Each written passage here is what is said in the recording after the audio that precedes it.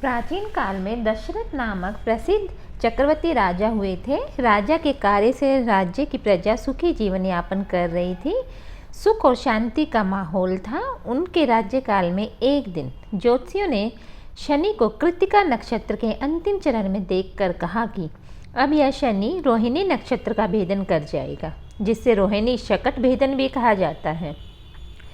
शनि का रोहिणी में जाना देवता और असुर दोनों के लिए कष्टकारी है और भय प्रदान करने वाला। रोहिणी शकट भेदन से 12 वर्ष तक अत्यंत दुखदायी अकाल पड़ता है। ज्योतिषियों की यह बात तब राजा ने सुनी। इस बात से अपनी प्रजा की व्याकुलता देखकर राजा दशरथ वशिष्ठ ऋषि प्रमुख ब्राह्मणों से कहने लगे, हे ब्राह्मणों, इस समस्या का कोई समाधान शीघ्र ही मुझे बताइए। इस पर वशिष्ठ जी कहने लगे, शनि के रोहिणी नक्षत्र में भेदन होने से प्रजाजन सुखी कैसे रह सकते हैं? इस योग के दुष्प्रभाव से तो ब्रह्मा व इंद्र आदि देवता भी रक्षा करने में असमर्थ हैं। वशिष्ठ जी के वचन सुनकर राजा सोचने लगे कि यदि वे इस संकट की घड़ी को न टाल सके तो उन्हें कायर कहा जाएगा। अतः राजा विचार करके साहस बटोरकर दिव्य धनुष तथा दिव्य आयुधों से युक्त होकर अपने रथ को तेज गति से चलाते हुए चंद्रमा से भी 3 लाख योजन ऊपर नक्षत्र मंडल में पहुंच गए।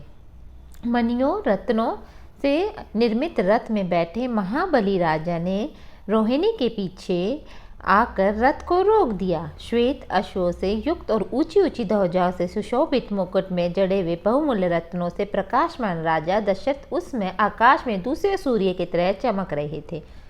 शनि को कृत्तिका नक्षत्र के पश्चात रोहिणी नक्षत्र में प्रवेश का इच्छुक देखकर राजा दशरथ बाण युक्त धनुष कानों तक खींचकर भ्रुकुटियां तानकर शनि के सामने डटकर खड़े हो गए।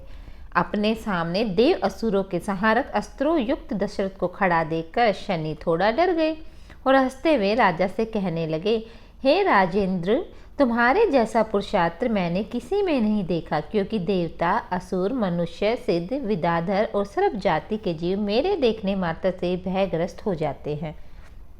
हे राजेंद्र, मैं तुम्हारी तपस्या पुरुषार्थ से अत्यंत प्रसन्न हूँ। अतः हे रघुनंदन, जो तुम्हारी इच्छा वर मांग लो, मैं तुम्हें दूंगा। राजा दशरथ ने कहा, हे सूर्यपुत्र शनिदेव, यदि आप मुझसे प्रसन्न हैं तो मैं एक ही वर मांगता हूँ। जब तक नदियाँ सागर चंद्रमा सूर्य और पृथ्वी संसार, तब तक आप रोहिणी शकट भेदन कदापि न करें। मैं केवल यही वर मांगता हूँ और मेरी कोई इच्छा नहीं।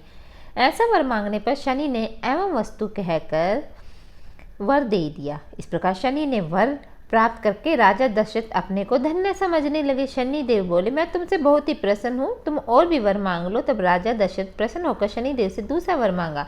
शनिदेव कहने लगे, हे दशरथ, तुम निर्भय रहो। 12 वर्ष तक तुम्हारे राज्य में कोई अकाल नहीं पड़ेगा। तुम्हारी यश कीर्ति तीनों लोकों में फैलेगी। ऐसा वर पाकर राजा प्रसन्न होकर धनुष बाण रथ में रखकर सरस्वती देवी गणपति का ध्यान करके शनिदेव की स्तुति इस प्रकार करने लगे। दशरथ शनि स्त्रोत के माध्यम से प्रार्थना की, जिनके शरीर का रंग भगवान शंकर के समान कृष्ण तथा नीला है, उन शनिदेव को मेरा नमस्कार है। इस जगत के लिए कालाग्नि कृतांत रूप शनैश्चर को पुनः पुनः नमस्कार है। जिनका शरीर कंकाल जैसा मांसहीन, जिनकी दाढ़ी मूछ जटा बढ़ी हुई, उन शनिदेव को नमस्कार है। जिनके बड़े बड़े नेत्र, पीठ में सटा हुआ पेट, भयानक आकार वाले शनिदेव को नमस्कार है। जिनके शरीर दीर्घ हैं, जिनके रोए बहुत मोटे हैं, जो लंबे चौड़े किंतु जर्जर शरीर वाले हैं, जिनकी दाढ़ें काल रूप हैं, उन शनिदेव को मैं बारंबार नमस्कार है। हे शनिदेव, आपके नेत्र कोटर के समान गहरे हैं, आपकी ओर देखना कठिन है, आप रौद्र भीषण और विकराल हैं, आपको नमस्कार है। सूर्य नंदन भास्कर पुत्र, अभय देने वाले देवता, बलि मुख, आप सब कुछ भक्षण करने वाले हैं। हे शनिदेव को मैं प्रणाम करता हूँ। आपकी दृष्टि अधोमुखी है, आप मंद गति से चलने वाले सर्वंतक हैं, जिसका प्रतीक तलवार के समान। ऐसे शनिदेव को पुनः पुनः नमस्कार है।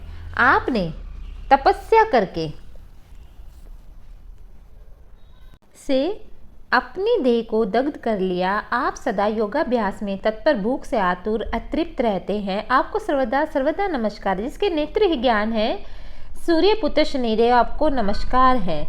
आप संतुष्ट होने पर राज्य दे देते हैं, रुष्ट होने पर तक्षण छीन लेते हैं। वैसे शनिदेव को नमस्कार। देवता असुर मनुष्य सिद्ध विद्याधर नाग ये सब आपकी दृष्टि पड़ने पर समूल नष्ट हो जाते। हे शनिदेव को प्रणाम है, आप मुझ पर प्रसन्न होइए, मैं वर पाने के योग्य हूँ, मैं आपकी शरण में आया हूँ। राजा दशरथ के इस प्रकार प्रार्थना करने पर सूर्यपुत्र शनिचर बोले, उत्तम व्रत के पालक राजा दशरथ, तुम्हारी स्तुति से मैं अत्यंत संतुष्ट हूँ। रघुनंदन, तुम इच्छा अनुसार वर मांगो, मैं अवश्य दूंगा।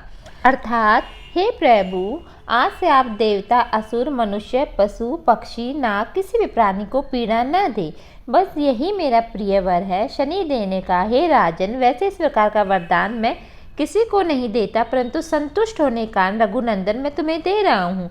हे दशरथ, तुम्हारे द्वारा कहे गए स्त्रोत का जो मनुष्य, देव अथवा असुर, सिद्ध, विद्वान आदि पढ़ेंगे, उन्हें शनि के कारण कोई बाधा नहीं होगी। जिनके महादशा, अंतदशा में, गोचर में अथवा लगन स्थान, द्वितीय, चतुर्थ, अष्टम या द्वादश स्थान में शनि हो, वे व्यक्ति यदि पवित्र होकर प्रातः, मध्याह्न और सायकाल के समय स्त्रोत का ध्यान देकर पढ़ेंगे, उनको निश्चित रूप से मैं पीड़ित नहीं करूँगा। ओम शन शनैश्चराय नमः। ओम शन शनैश्चराय नमः। जय शनिदेव।